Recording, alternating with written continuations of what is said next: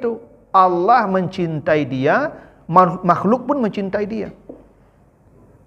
Kalau Bapak Ibu berlaku ihsan, dicintai orang, pasti dicintai orang. Ya dah. Sama lah Ibu. Ibu kalau beragi ke orang melebihi, misalnya bagi gaji orang tu 200, Ibu bagi 250, pasti orang tu hormat ke sayang ke Ibu. Ambo jibu tu jobano ambo hormat kenyo. Batu yo dah baretong kok beragi kok kawak. Dah tu. Ambo jarang-jarang mengecek orang bu. Dan japak tu kat tujuan nah. Batunya simpilik karyang. Ada je tu orang ngecek. Tak ada lah tu. Pasti yang simpilik tu tidak akan didekati orang. Karena Allah kalau sudah mencintai hamba, makhluk pasti mencintai dia. Dan syarat dicintai Allah, ihsan. Nah, salah satunya ihsan dalam maaf tadi. Ya, membalas keburukan dengan kebaikan. Dan ajmain. Bapak, ibu-ibu, kaum muslimin, jamaah salat maghrib yang dimuliakan Allah. Segala puji bagi Allah atas segala karunia-Nya, salawat dan salam untuk Nabi kita Muhammad sallallahu alaihi wasallam. Kita lanjutkan bahasan kita setelah Ramadan. Ini pertemuan pertama berhubung masih dalam suasana Syawal. Mohon maaf lahir batin, minal aidin wal faizin. Bapak Ibu yang saya muliakan, malam ini kita akan bahas Surat Al-Baqarah ayat 195. Kita baca ayatnya, Surat Al-Baqarah ayat 195. A'udzubillahi minasyaitonirrajim. Wa anfiqu fi sabilillah wa la tulqu bi aidikum ila tahlukah wa ahsinu innallaha yuhibbul muhsinin. Dan berinfaklah kamu di jalan Allah, dan jangan kamu mencampakkan dirimu dengan tanganmu ke dalam kebinasaan, dan berbuat baiklah kamu, sesungguhnya Allah mencintai orang-orang yang berbuat baik. Itu artinya Surat Al-Baqarah 195. Jadi ada 3 perintah Allah di sini ya. Pertama, perintah Allah, berinfaklah di jalan Allah. Infak ini memang amal yang besar, sehingga setiap manusia dikala nyawanya akan dicabut, mereka minta tunda mati supaya bisa berinfak. Ya, begitu kata Allah di surat Al-Munafikun ayat yang ke-10. Ya, berinfaklah kamu sebelum datang kematianmu.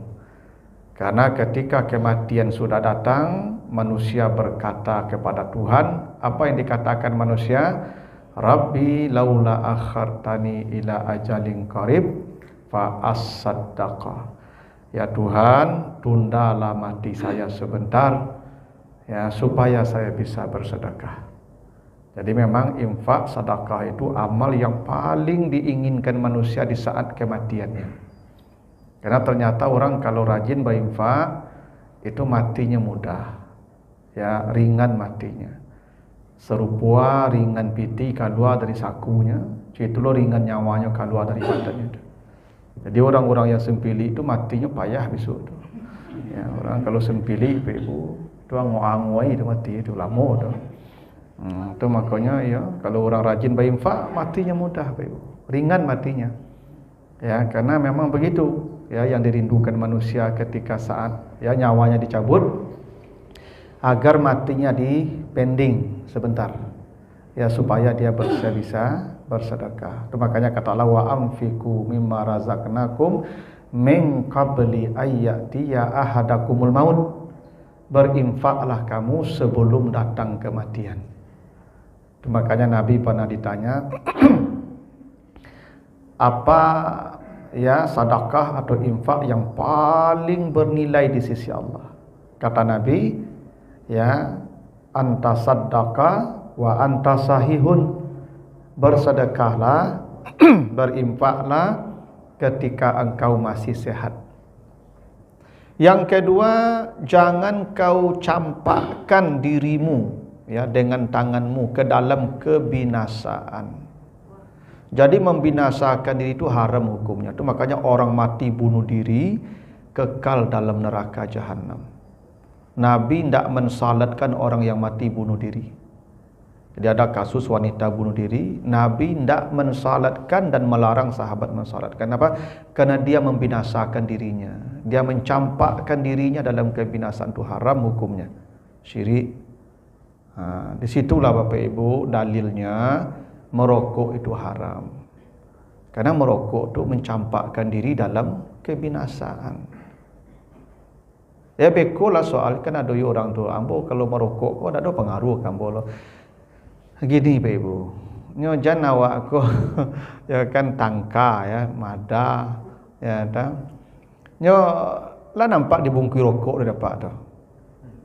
Rokok membunuhmu dah tahu. Duit jantung capai cabik-cabik bibi pacar-pacar tenggorokan balubang dah tahu. Itu lah dibuat orang gambar situ tu tangka aja waktu nama sombong namanya tu. Sombong namanya tu. Mencampakkan diri dalam kebinasaan haram hukumnya tu. Tu yang haram. Yang lagian Bapak Ibu kalau nak merokok nak akan mati ke lo. Apa-apa nak merokok nak mati ke. Memangnya apa nak merokok mati? Tak ada.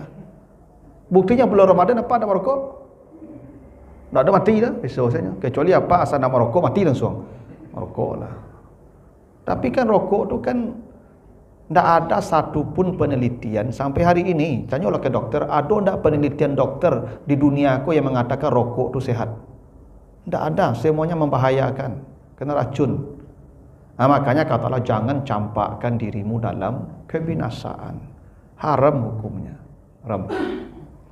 Nah yang ketiga, ini yang pokok kita nih, yang poin kita akan bahas malam ini. Wa ahsinu, berbuat ihsanlah. Sesungguhnya Allah mencintai orang yang muhsinin. Jadi kata Allah, perintah yang ketiga ini, semua kita diperintah Allah berbuat ihsan. Nah, ihsan ini Bapak Ibu, ini derajat rohani tertinggi.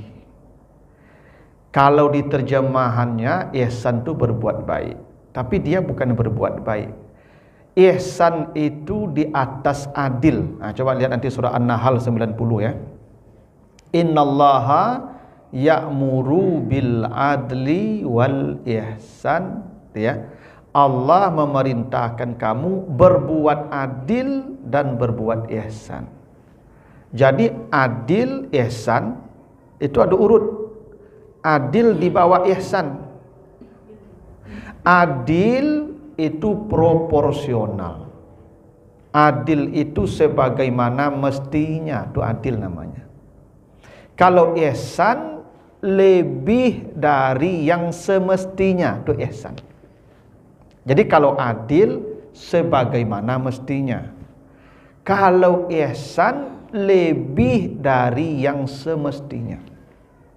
Itu makanya berbuat baik pada orang tua itu ihsan. Wabil walidaini ihsanan. Kenapa ihsan? Allah suruh kita berbuat untuk orang tua lebih baik dari yang mereka berbuat kepada kita. Itu ihsan namanya. Jadi kalau orang tua kita dulu membesarkan kita, merawat kita, maka kita diperintahkan Allah berbuatlah melebihi apa yang mereka perbuat untukmu, kira-kira begitu. Jadi ihsan itu berbuat di atas yang semestinya. Yang semestinya adil namanya. Adil. Di atas yang semestinya namanya ihsan. Nah, ihsan ini Bapak Ibu ada banyak bentuknya. Ihsan itu ada banyak bentuknya. Satu, ihsan dalam ibadah. Di dalam ibadah ini ada ihsan. Apa itu ihsan dalam ibadah? Berbuat atau melakukan kebaikan ibadah lebih dari yang dituntut. Karena yang dituntut cuma 4. Salat, puasa, zakat, haji. Itu tuntutan cuma 4 tuh. Lebih dari itu namanya ihsan. Makanya Bapak Ibu kalau baca surah Al-Kahfi ayat 30, kata Allah, innal ladzina amanu wa amilus solihat inna lanudi'u ajra man ahsana amalan. Jadi ada orang yang disebut Allah dalam beramal dia ahsana, melakukan lebih baik dari yang diperintahkan Allah. Jadi kalau Bapak Ibu salat 5 waktu, itu namanya adil. Karena itu kewajiban kita, itu mestinya kita kerjakan. Tapi kalau ibu tambah salat rawatib, salat tahajud, salat sunat yang lain, itu namanya ihsan dan itulah kekasih Allah. Kalau ibu salat wajib saja, bapak salat wajib saja, Allah kasih pahala. Tapi kalau ditambah dengan ibadah sunat, Allah mencintai kita.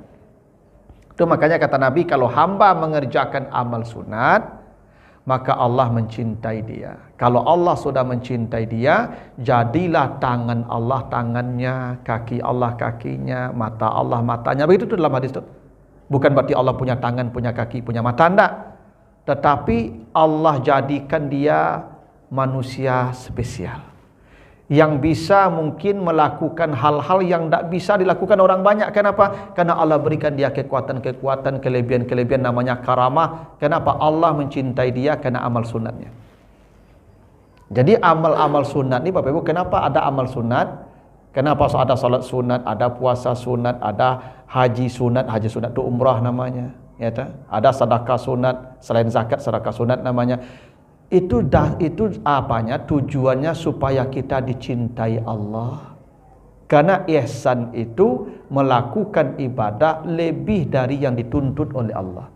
Yang dituntut cuma 4. Salat, aqimus shalah, wa atuz zakah, kutiba alaikumus syiyam, walillahi 'alan nasi hijjul baiti. Udah, 4 saja tuntutan Allah. Lebih dari itu namanya ihsan. Jadi setiap amal saleh yang kita kerjakan yang sifatnya tambahan-tambahan, itu dalam rangka kita menjadi kekasih Allah. Itu namanya ihsan dalam ibadah. Melakukan ibadah lebih dari yang dituntut oleh Allah. Yang dituntut yaitu tadi yang kewajiban-kewajiban. Kalau dia melakukan lebih, namanya ihsan, dan itu kata Allah, cinta Allah untuk orang itu. Nah, yang kedua, ihsan dalam muamalah. Apa itu ihsan dalam muamalah? Memberi lebih banyak dari yang mesti diberi, mengambil lebih sedikit dari yang mesti diambil. Itu namanya ihsan. Begini, Bapak Ibu, kalau ada orang bakarajo Jawa, gaji orang bakarajo sehari 200. Nah, orang magi gaji 200, ibu diagi 250. Maka itu ihsan namanya. Memberi lebih dari yang mesti diberi. Ya. Misalnya ibu mengambil sesuatu hak ibu, harusnya ibu ambil 200, ibu ambil 150. Itu namanya ihsan. Karena ibu mengambil lebih sedikit dari yang mesti diambil. Ya. Dan itu disebutkan dalam kisah Yusuf. Jadi Nabi Yusuf di surat Yusuf ayat 78, itu kata orang-orang yang datang menemui Yusuf. Yusuf kan ketika itu bagi-bagi sembako. Ya, orang datang masih masa paceklik. Apa kata orang yang datang, termasuk saudara Yusuf yang datang 10 orang? Inna naraka minal muhsinin. Ya, di surat Yusuf ayat 78, Yusuf itu dikatakan orang sebagai orang yang muhsinin. Orang yang sangat baik. Bagaimana bentuknya? Di ayat 63, falamma raja'u ila abihim qalu ya abana muni'a mimma minna al-kail fa arsil ma'ana akhana naktal wa inna lahu lahafizun. Jadi ceritanya, kan saudara Yusuf datang ke Mesir bawa barang-barang untuk dibarter dengan bahan makanan di Mesir. Karena Mesir yang punya bahan makanan cuman. Nah, Yusuf kalau ada orang datang bawa barang-barang, itu barangnya dikembalikan semua. Dan bahan makanan diberi gratis. Itu namanya ihsan. Mengambil lebih sedikit dari yang mesti diambil, memberi lebih banyak dari yang mesti diberi. Ini kekasih Allah. Makanya ibu-ibu kalau belanja, jangan biasa minta tambah. Jangan biasa mago-ago yang tak patut diago. Timun tu tak patut ibu ago tu. Bayam tak patut diago tu. Orang manja bayam kau dah orang kayu kadang loh ibu. Ibu belanja di mall tak pernah mago. Pada orang kayu-kayu di mall tu, orang punya mall tu orang kayu ibu tu. Tak pernah ibu ago loh. Pada kecil orang mall tu ibu bayi saja langsung. Iko mali bayam, mali ada timun ibu agus ya. Ya kan? Ya keceknya 5,000 sakantong, hanya minta lo 320 apa 520 bagai itu. Bayi bahkan gini, ibu kalau misalnya timun bara sakantong pupa 5,000, ibu bayi 6,000. Kalaupun ibu bisa mago, ku bisa diago ko, bisa dapat 3,000. Ibu bayi saya 5,000, bersedekah ibu 2,000 kayaknya. Makanya ibu-ibu kalau belanja tu jangan biason minta tambah. Biasalah melebihkan pembayaran. Kadang ada orang Gojek ibu, Gojek. Ya, misalnya Gojek kan 9,000. Ya nak, nyuagi PT 10,000. Tak ada pembalian ibu, lah payah orang Gojek ke mencari pembalian sepanjang negara itu ibu. Ya tu. Apa salahnya di labian kalau bisa lagi 2 balik lagi mau balik bagai. Kalau enggak yang 1,000 tu dah dapat. Itu yang ihsan namanya tu. Ya tak? Dan ini Bapak Ibu ringan tapi kekasih Allah begitu. Kalau ingin jadi kekasih Allah, lebihkan dari yang mesti kita beri. Ya tak? Kalau kita mengambil, kurangi dari yang mesti kita ambil. Itu ihsan namanya tu. Ya. Nah, Ibu kalau misalnya membayar sesuatu, kalau PT kau tak ada pembaliannya, kalau sekitar 2,000, 3,000, sudahlah. Aku yang banyak dalam, Abu pernah menemukan orang situ, Bapak Ibu, 1,000 ni Ibu, yonyo nantian, tagaknya mau setengah jam, tagak menunggu PT 1,000 tu. Ya tu. Apa salahnya diserahkan salah? Ya kan kau dapat dilabihan lah. Itu yang namanya ihsan. Jadi, itu kekasih Allah begitu. Kalau ingin jadi kekasih Allah, maka berlaku ihsan lah kata Allah. Kalau memberi, lebihkanlah. Biasakan melebihkan pemberian tu ibu. Ibu kalau ada orang Karajo Jawa, agi bonus orang tu tarui. Kalau ada hak-haknya yang awak bayar, biasakan melebihkan dari haknya tu. Ya, itu ihsan. Kalau ada awak yang kamu ambil hak, di siswa hak tu kenyo, biarlah berkurang dia awak, lebih dari apa kenyo. Itu ihsan tu ibu ya. Memang tu ya ndak ringan ibu, karena banyak orang ku ya karakternya kikir. Ya tu. Yang ndak patut ibu ago tu jangan diago je. Ibu ndak mago barang tu lah bersedekah secara ndak sengaja, ya secara ndak sadar ibu sedekah nama itu. Ndak mago barang tu. Kecuali membali barang kadang-kadang, tu diago ndak apa. Tapi kalau yang ketek-ketek tu ndak patut diago tu. Ya tu. Apalagi orang menggali kaliliang yang ya kan nyujung jo kapalonyo, berjalan kaki. Itu ya jangan diago je itu. Ndak kakayo lah nya itu tu. Ya mencari untuk makan mana sih dia itu. Itu kadang-kadang awak tu ndak sadar. Orang-orang kayu awak belanja kenyo ndak pandai awak tawar le. Padahal barangnya mahal tu. Orang-orang yang payah tu awak tawar je barang itu. Nah itu ihsan dalam muamalah namanya. Yang ketiga ihsan dalam maaf. Ya, ini ihsan dalam maaf. Nah, apa ihsan dalam maaf? Itu disebutkan di surah Al-Maidah ayat yang ke-13. Fa'fu anhum wasfah innallaha yuhibbul muhsinin. Ya. Maafkanlah mereka dan lupakan salah mereka dan balaslah keburukan mereka dengan kebaikan. Jadi maaf tu ada 3 tingkatnya. Ya, maaf tu ada 3 tingkatnya. Pertama tingkatnya disebut afun, fa'fu. Afun itu artinya menghapus.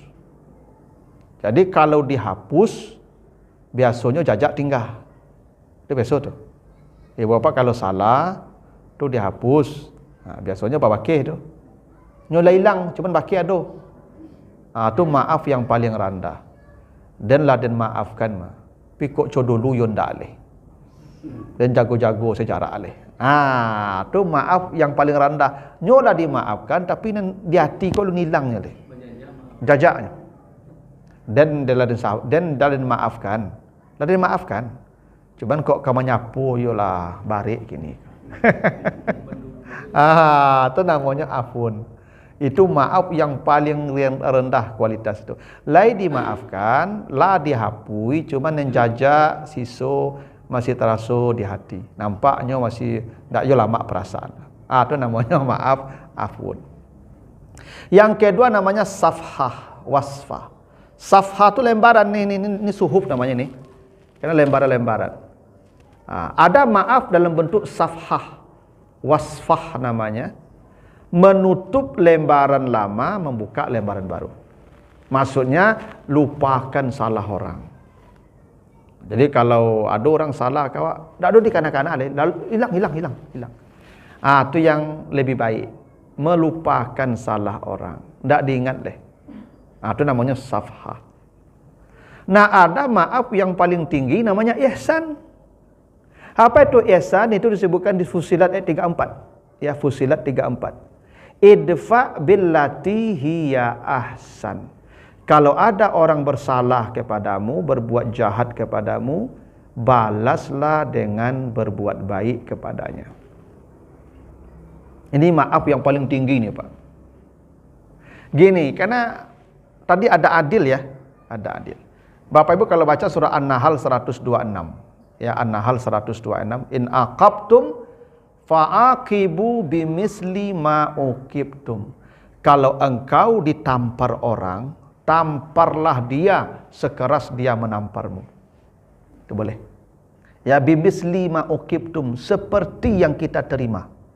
Boleh. Karena ada perintah adil. Adil itu berbuat semestinya sebagaimana harusnya. Ya harusnya ya begitu, tapuk-tapuk lahnya. Ya kan? Caci-caci lahnya. Dan itu dibolehkan. Tapi ada yang ihsan. Ihsan ke yang paling hebat? Apa ditapuk orang? Tapuk 10.000. Makan siang.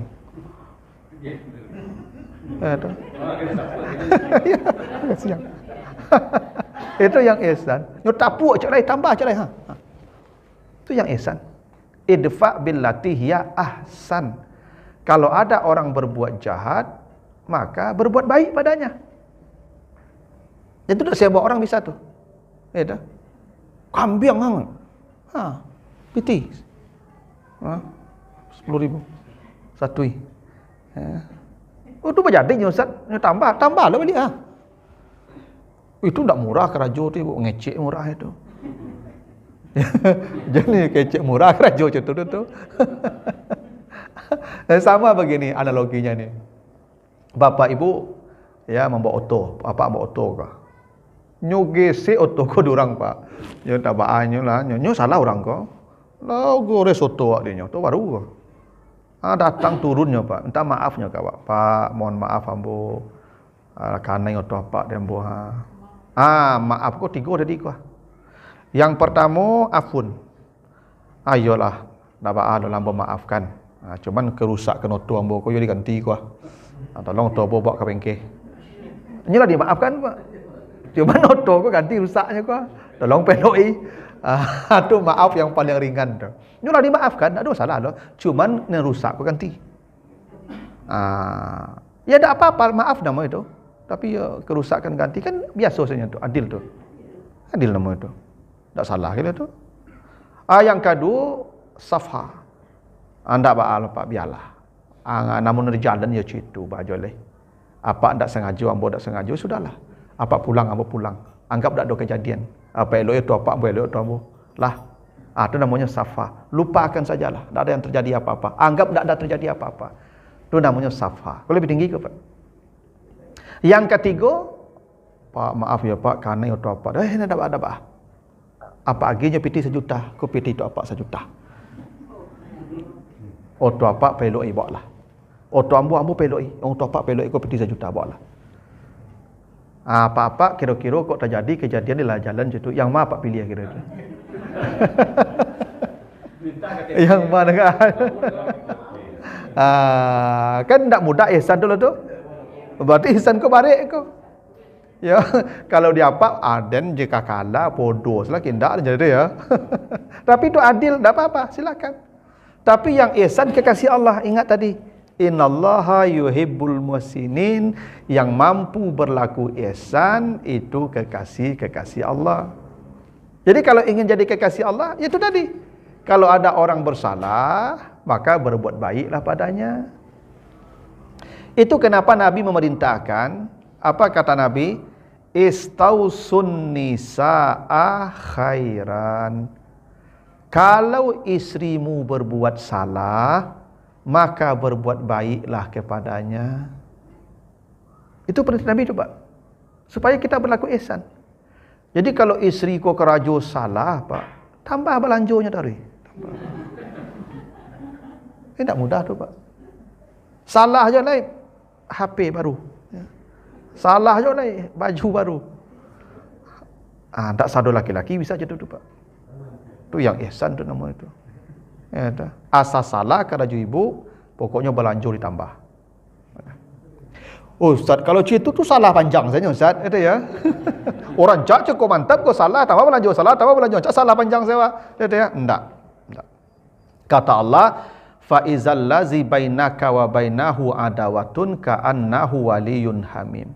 Kalau orang itu membencimu ketika engkau berbuat baik, dia berbuat salah, engkau berbuat baik padanya, dia akan menjadi orang yang paling menghormatimu.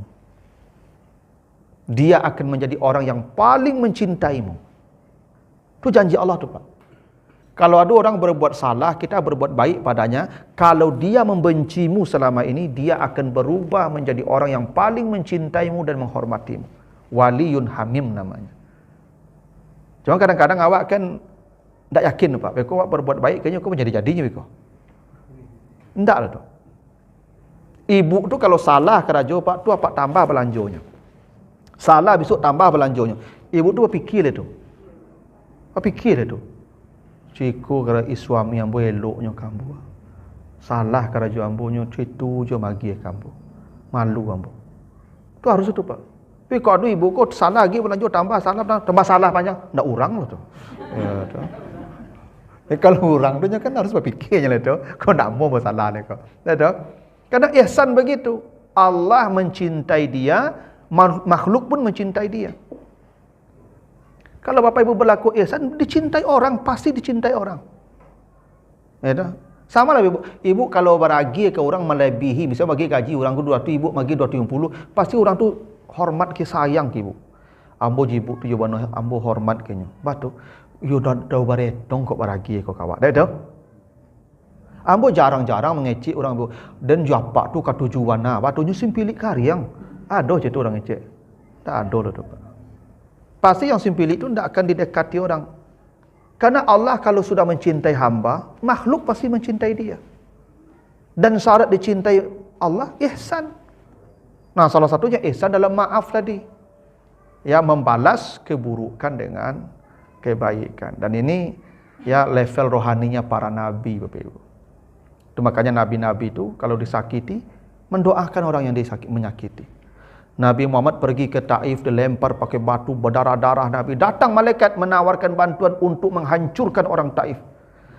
Tapi kata Nabi tidak. Allah mahdini qaumi, Allah mahdi qaumi fa innahum la ya'lamun.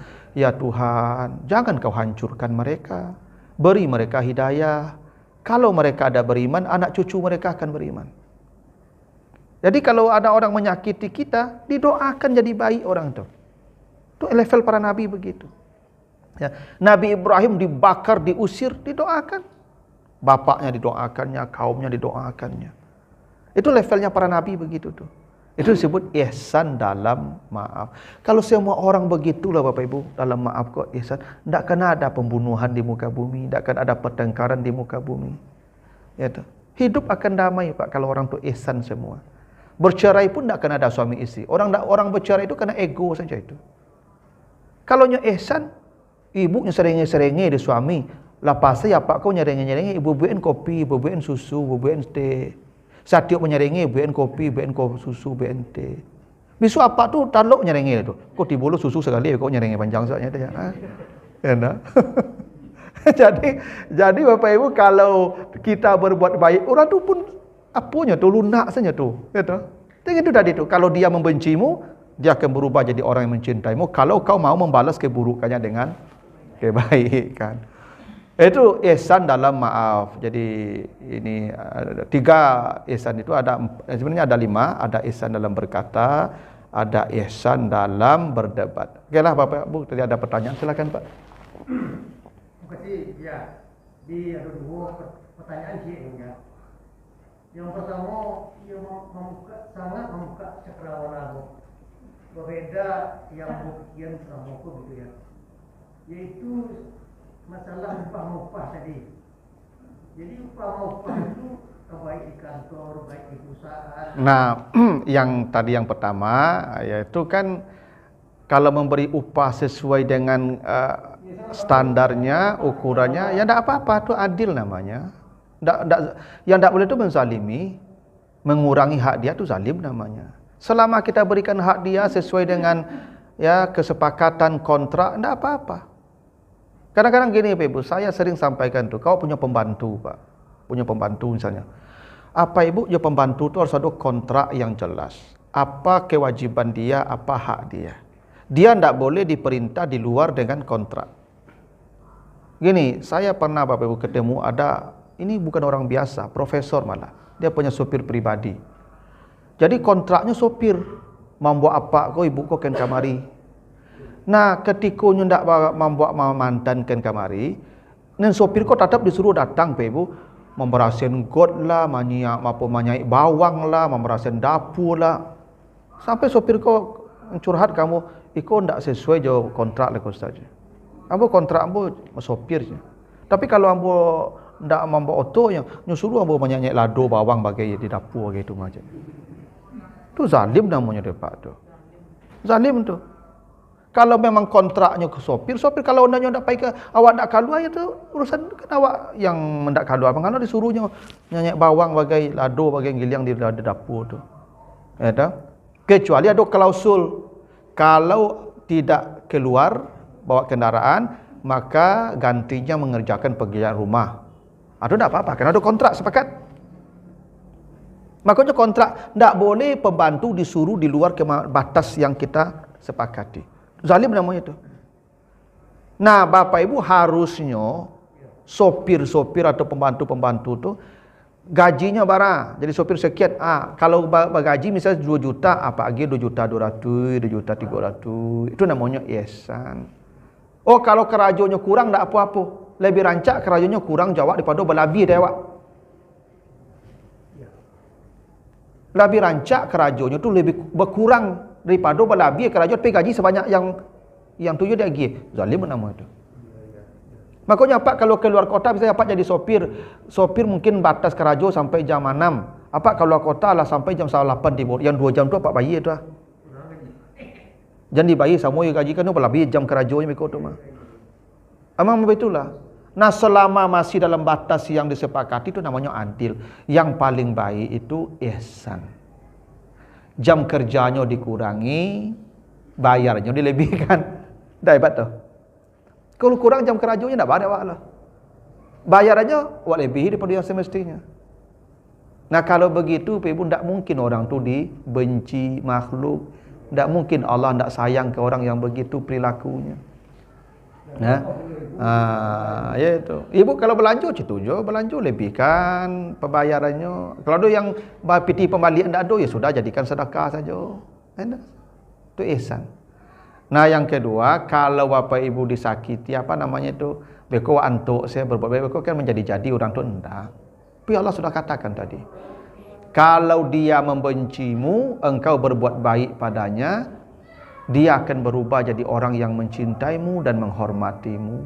Allah sudah janjikan itu. Ya.